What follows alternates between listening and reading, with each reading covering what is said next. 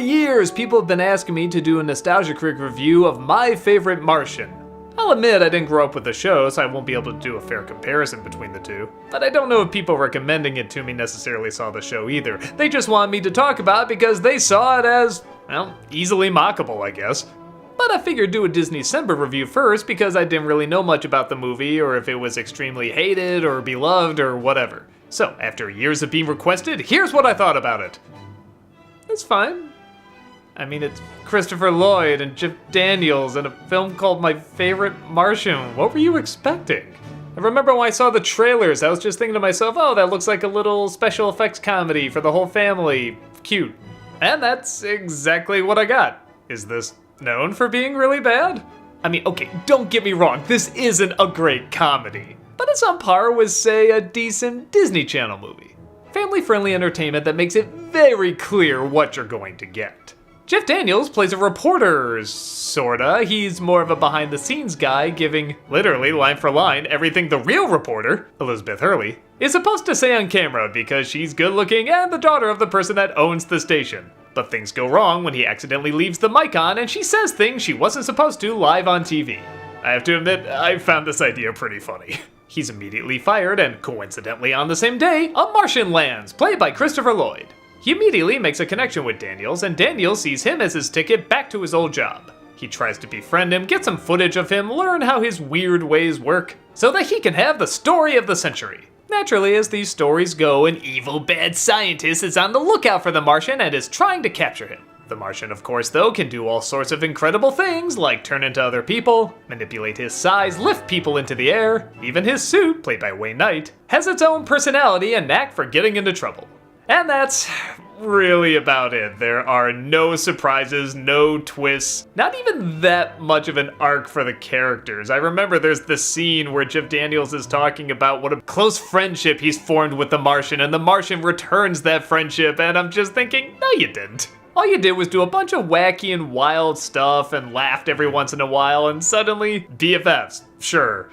But with that said, the wacky visual jokes honestly aren't that bad and are kinda creative. There's an entire chase sequence with the car shrinking down and going into the pipes in the sewer, and they're being chased by a rotor-rooter. It's ridiculous, but it's kind of imaginative. Even when the joke looks like it's gonna be really lame, like they pop up in a toilet and here's this guy taking his pants off and oh no! But suddenly it grows back to regular size and look at this! This is like the craziest thing I've ever seen! The movie is filled with visual gags like this, and at the heart of it are these actors that are essentially complimenting those visual gags. They're all big and over the top, but it kinda looks like they're having fun too. Anytime the Martian takes on the identity of someone else and the actor or actress has to impersonate Christopher Lloyd as an alien trying to figure out how our human ways work, it's an old bit, but it's a charming old bit. It's like something I'd see out of Third Rock from the Sun. The best lines, bizarrely, go to the Martian's suit. He sees a woman trying on a dress and he talks about how hot she is. Oh, not the woman, the dress. In fact, later he reads a Victoria's Secret catalog just for the underwear. When he says he's had a rough day and he needs a drink, he takes a shot at Downey.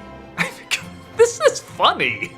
But I will say, it's all this type of humor. It's the visual jokes, it's the puns, it's the wacky situations where there's a lot of chasing and people flying around and slapstick, and if that's not your thing, this movie's not gonna do it for you. And even if it is, I argue this movie does it just well enough. I mean, the best slapstick to me is Great Rays, Faulty Towers, even the Evil Dead movies. But one of the reasons I think those films work so well is that there's usually a jerk at the center of it, and this movie doesn't really have that many jerks. Yeah, Wally Shawn gets a few laughs at the scientists, and yeah, Elizabeth Hurley is pretty funny. But aside from that, it's mostly friendly, albeit eccentric characters. I don't know, maybe because I just got done seeing the movie Bedtime Stories for DisneyCember, and that one didn't have many laughs in it. But this I felt was satisfyingly zany. It's a standard kind of zany, but one that put a big enough smile on my face. It's kind of like a cute Animaniacs short, and that's not surprising, it's from two of the writers of Animaniacs. Do I love it? No. Would I see it again? If I was flipping through channels or somebody had it on, I'd probably give it another viewing. So I'm sorry to disappoint all the people that wanted to see me rip it to shreds, but I honestly think it's alright. Nothing phenomenal, but just the adequate amount of goofy.